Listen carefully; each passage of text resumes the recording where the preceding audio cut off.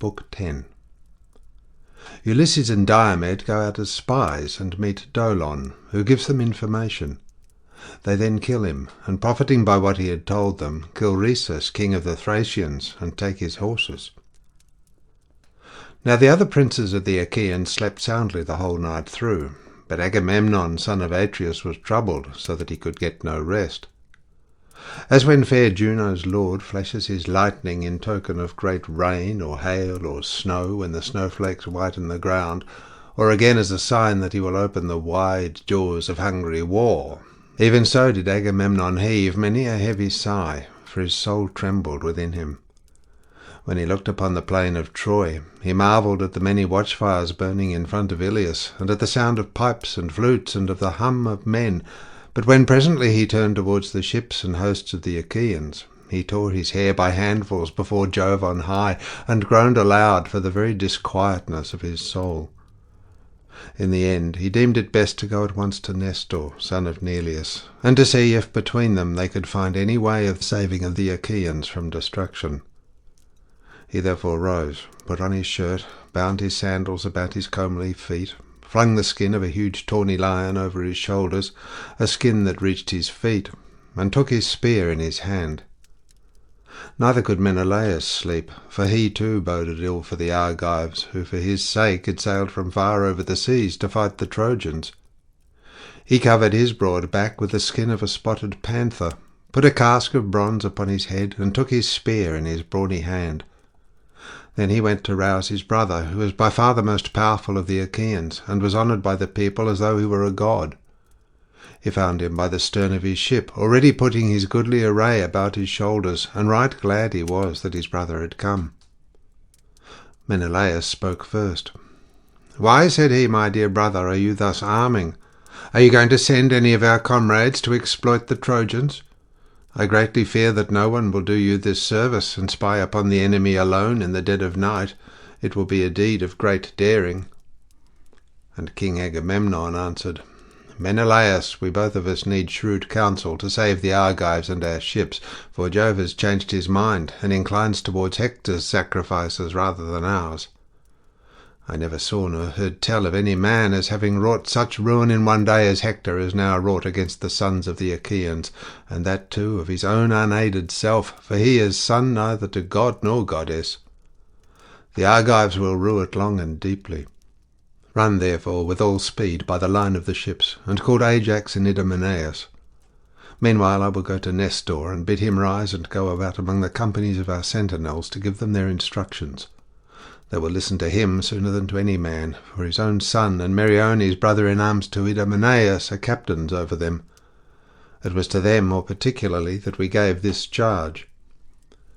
Menelaus replied, "How do I take your meaning?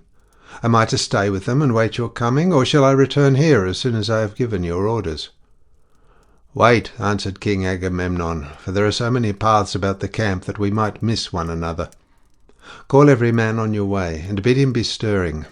Name him by his lineage and by his father's name. Give each all titular observance, and stand not too much upon your own dignity. We must take our full share of toil, for at our birth Jove laid this heavy burden upon us."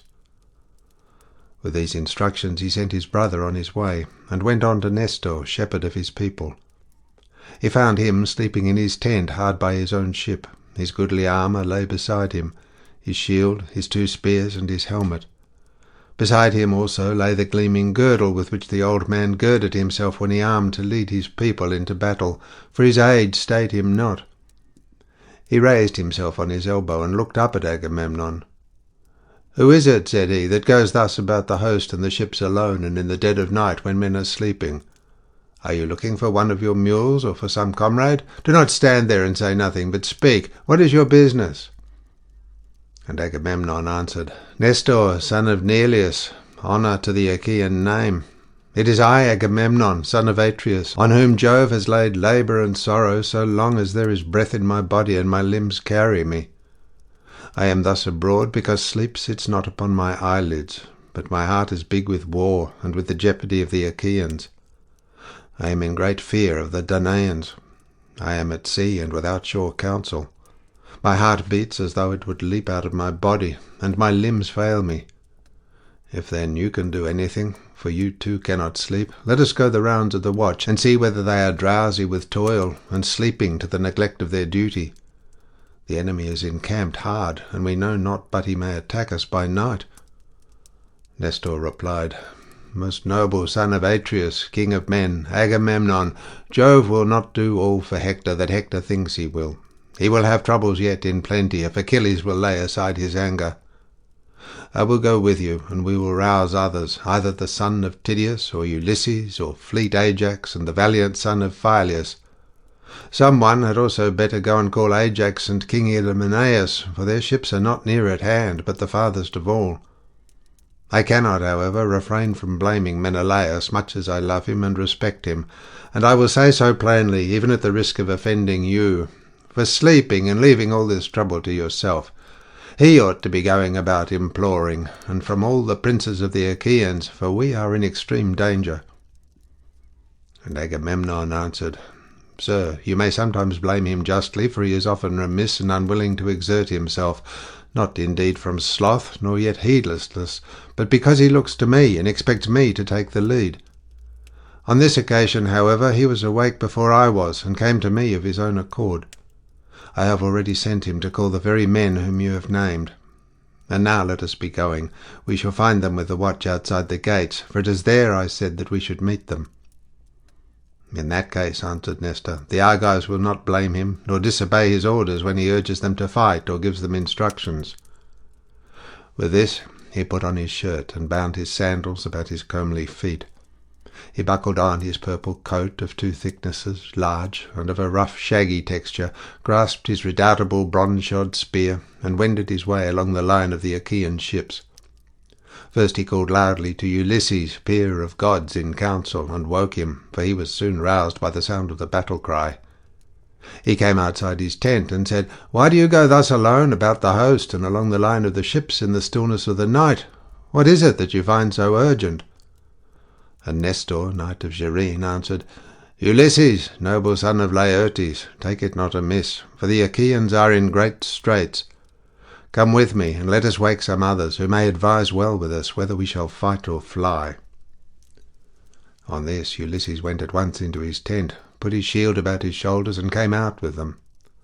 First they went to Diomed, son of Tydeus, and found him outside his tent, clad in his armour, with his comrades sleeping round him, and using their shields as pillows. As for their spears, they stood upright on the spikes of their butts that were driven into the ground, and the burnished bronze flashed afar like the lightning of Father Jove. The hero was sleeping upon the skin of an ox, with a piece of fine carpet under his head. Nestor went up to him and stirred him with his heel to rouse him, upbraiding him, and urging him to bestir himself.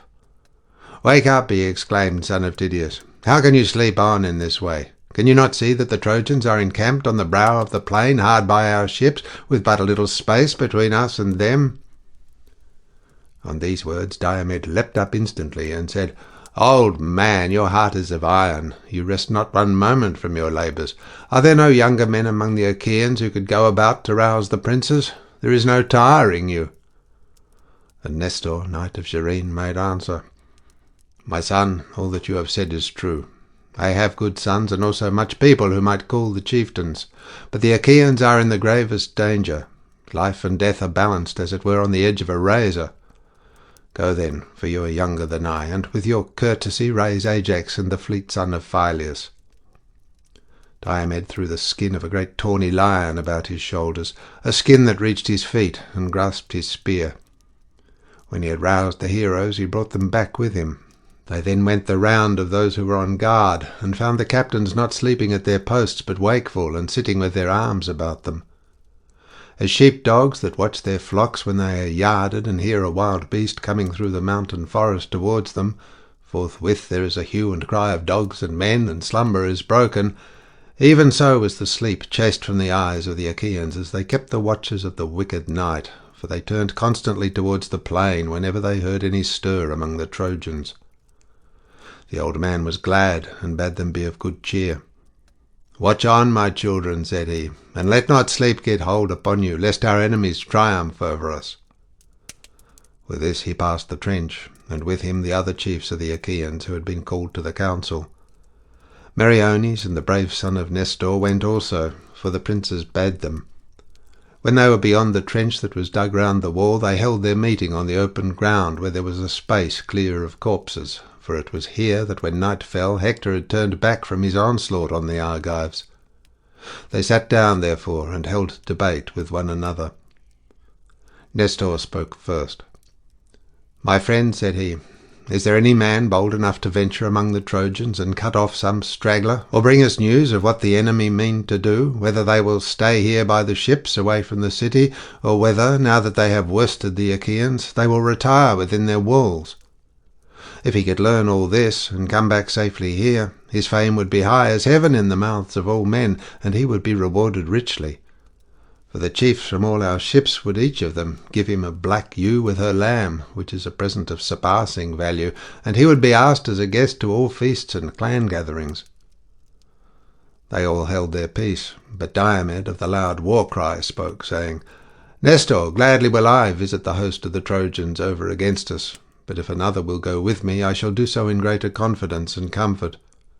When two men are together, one of them may see some opportunity which the other has not caught sight of. If a man is alone, he is less full of resource, and his wit is weaker." On this several offered to go with Diomed.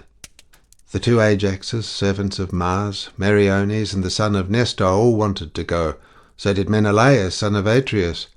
Ulysses also wished to go among the host of the Trojans, for he was ever full of daring, and thereon Agamemnon, king of men, spoke thus. "Diomed," said he, "son of Tydeus, man after my own heart, choose your comrade for yourself. Take the best man of those that have offered, for many would now go with you. Do not, through delicacy, reject the better man, and take the worst out of respect for his lineage, because he is of more royal blood." He said this because he feared for Menelaus. Diomed answered, "If you bid me take the man of my own choice, how in that case can I fail to think of Ulysses, than whom there is no man more eager to face all kinds of danger, and Pallas Minerva loves him well. If he were to go with me, we should pass safely through fire itself, for he is quick to see and understand." "Son of Tydeus," replied Ulysses, "say neither good nor ill about me, for you are among Argives who know me well. Let us be going, for the night wanes and dawn is at hand. The stars have gone forward, 2/3 of the night are already spent, and the third is alone left us." They then put on their armour. Brave Thrasymedes provided the son of Tydeus with a sword and a shield, for he had left his own at his ship, and on his head he set a helmet of bull's hide without either peak or crest. It is called a skull cap, and is a common headgear. Meriones found a bow and quiver for Ulysses, and on his head he set a leathern helmet that was lined with a strong plaiting of leathern thongs, while on the outside it was thickly studded with boar's teeth, well and skilfully set into it. Next the head there was an inner lining of felt. This helmet had been stolen by Autolycus out of Eleon when he broke into the house of Amyntor, son of Ormenus. He gave it to Amphidamas of Cythera to take to Scandia, and Amphidamas gave it as a guest gift to Molus, who gave it to his son Meriones, and now it was set upon the head of Ulysses. When the pair had armed, they set out, and left the other chieftains behind them. Pallas Minerva sent them a heron by the wayside upon their right hands. They could not see it in the darkness, but they heard its cry. Ulysses was glad when he heard it, and prayed to Minerva. "Hear me," he cried, "daughter of aegis-bearing Jove, you who spy out all my ways, and who are with me in all my hardships. Befriend me in this mine hour, and grant that we may return to the ships covered with glory, after having achieved some mighty exploit that shall bring sorrow to the Trojans." Then Diomed of the loud war-cry also prayed. "Hear me too," said he, "daughter of Jove, unweariable. Be with me, even as you were with my noble father Tydeus when he went to Thebes as envoy sent by the Achaeans. He left the Achaeans by the banks of the river Aesopus, and went to the city bearing a message of peace to the Cadmeans. On his return thence, with your help, goddess, he did great deeds of daring, for you were his ready helper. Even so, guide me now, and in return I will offer you in sacrifice a broad-browed heifer of a year old, unbroken, and never yet brought by man under the yoke. I will gild her horns, and will offer her up to you in sacrifice." Thus they prayed, and Pallas Minerva heard their prayer. When they had done praying to the daughter of great Jove, they went their way like two lions prowling by night amid the armour and blood-stained bodies of them that had fallen. Neither again did Hector let the Trojans sleep, for he too called the princes and counsellors of the Trojans, that he might set his counsel before them. "Is there one," said he, "who for a great reward will do me the service of which I will tell you? He shall be well paid if he will. I will give him a chariot and a couple of horses, the fleetest that can be found at the ships of the Achaeans, if he will dare this thing. And he will win infinite honour to boot. He must go to the ships and find out whether they are still guarded as heretofore, or whether now that we have beaten them, the Achaeans design to fly, and through sheer exhaustion are neglecting to keep their watches." They all held their peace. But there was among the Trojans a certain man named Dolon, son of Eumedes, the famous herald, a man rich in gold and bronze. He was ill-favoured, but a good runner, and was an only son among 5 sisters. He it was that now addressed the Trojans. "I, Hector," said he, "will to the ships, and will exploit them. But first hold up your sceptre, and swear that you will give me the chariot, bedight with bronze, and the horses that now carry the noble son of Peleus. I will make you a good scout, and will not fail you. I will go through the host from one end to the other, till I come to the ship of Agamemnon, where I take it the princes of the Achaeans are now consulting whether they shall fight or fly." When he had done speaking, Hector held up his sceptre and swore him his oath, saying, "May Jove, the thundering husband of Juno, bear witness that no other Trojan but yourself shall mount those steeds, and that you shall have your will with them forever." The oath he swore was bootless, but it made Dolon more keen on going.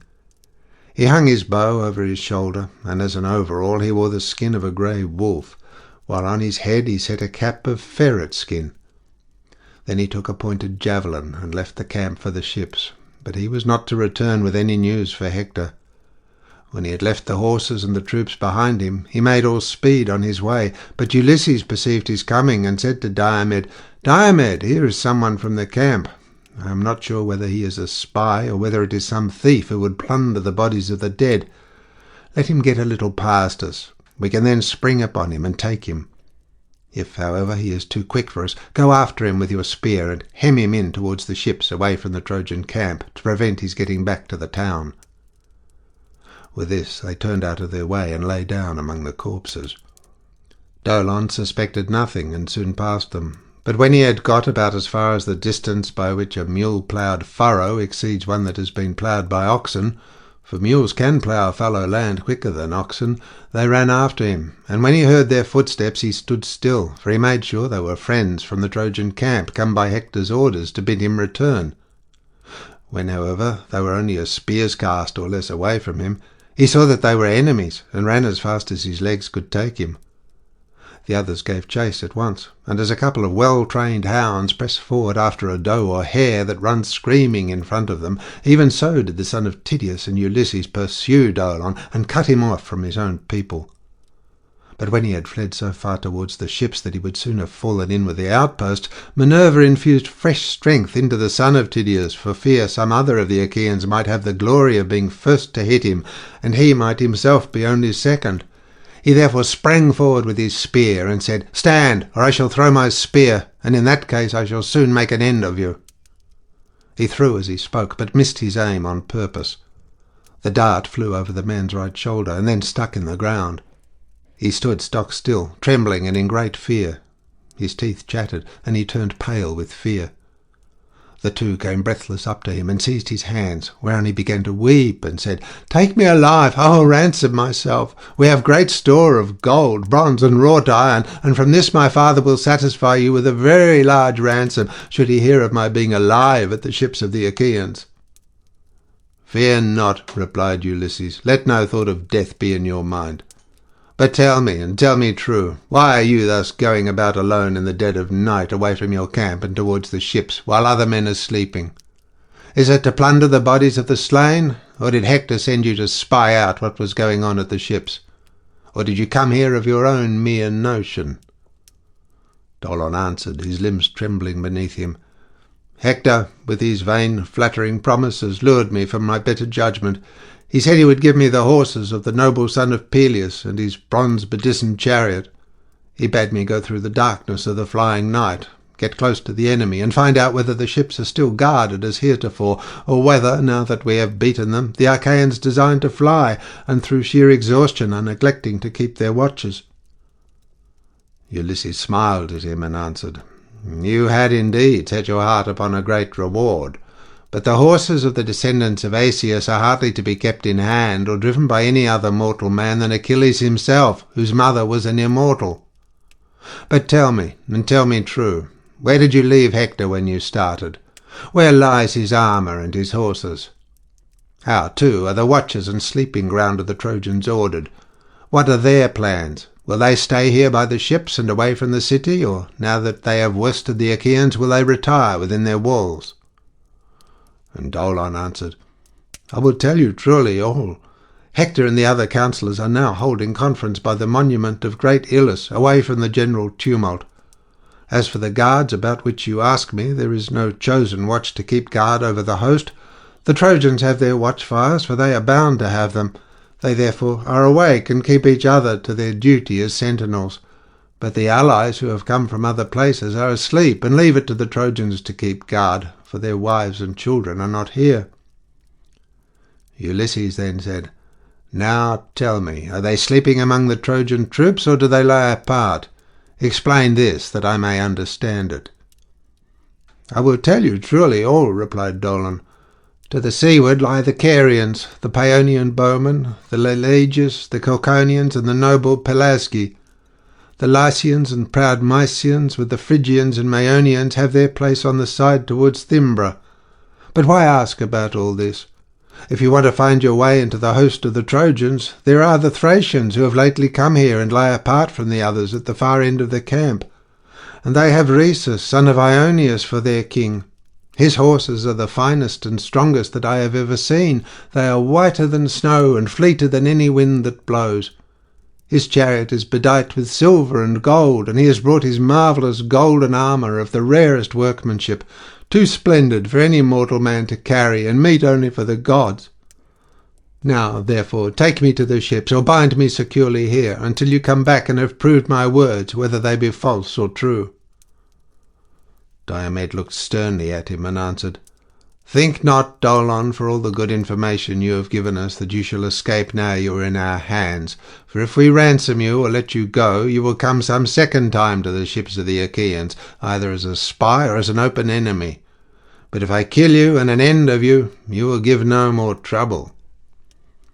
On this Dolon would have caught him by the beard to beseech him further, but Diomed struck him in the middle of his neck with his sword, and cut through both sinews, so that his head fell rolling in the dust while he was yet speaking. They took the ferret skin cap from his head, and also the wolf skin, the bow, and his long spear. Ulysses hung them up aloft in honour of Minerva, the goddess of plunder, and prayed, saying, Accept these, goddess, for we give them to you in preference to all the gods in Olympus. Therefore speed us still further towards the horses and sleeping ground of the Thracians.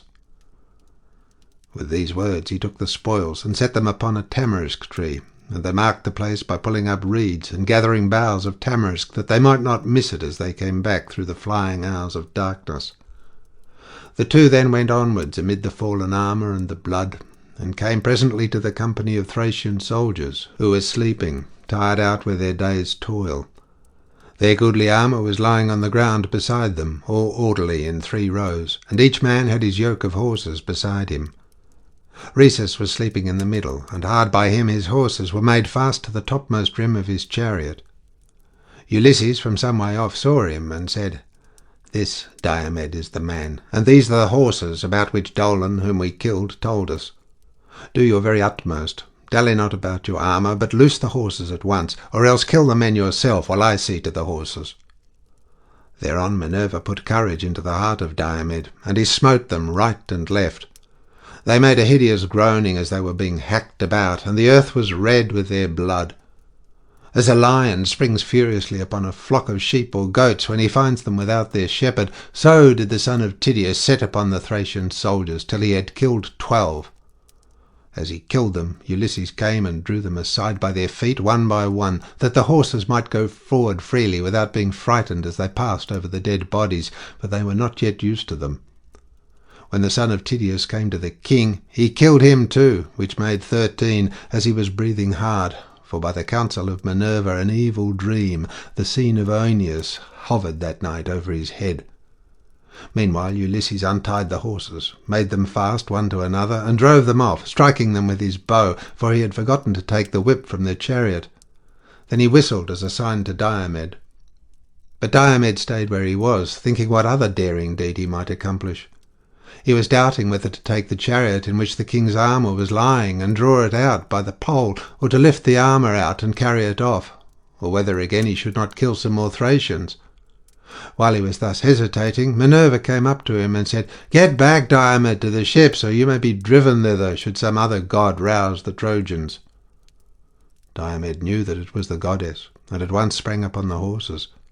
Ulysses beat them with his bow, and they fled onward to the ships of the Achaeans. But Apollo kept no blind lookout when he saw Minerva with the son of Tydeus. He was angry with her, and coming to the host of the Trojans, he roused Hippocoon, a counsellor of the Thracians and a noble kinsman of Rhesus. He started up out of his sleep, and saw that the horses were no longer in their place, and that the men were gasping in their death agony.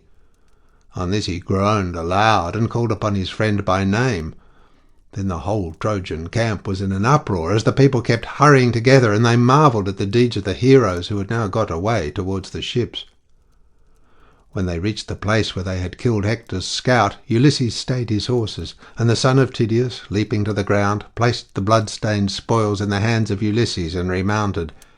Then he lashed the horses onwards, and they flew forward, nothing loath, towards the ships as though of their own free will. Nestor was first to hear the tramp of their feet. "My friend," said he, "princes and counsellors of the Argives, shall I guess right or wrong? But I must say what I think. There is a sound in my ears as of the tramp of horses. I hope it may be Diomed and Ulysses driving in horses from the Trojans, but I much fear that the bravest of the Argives may have come to some harm at their hands." He had hardly done speaking when the two men came in and dismounted, whereon the others shook hands right gladly with them and congratulated them. Nestor, knight of Gerene, was first to question them. "Tell me," said he, "renowned Ulysses, how did you two come by these horses? Did you steal in among the Trojan forces, or did some god meet you and give them to you? They are like sunbeams. I am well conversant with the Trojans, for old warrior though I am, I never hold back by the ships, but I never yet saw or heard of such horses as these are. Surely some god must have met you and given them to you, for you are both of you dear to Jove and to Jove's daughter Minerva."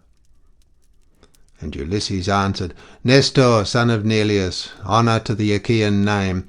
Heaven, if it so will, can give us even better horses than these, for the gods are far mightier than we are.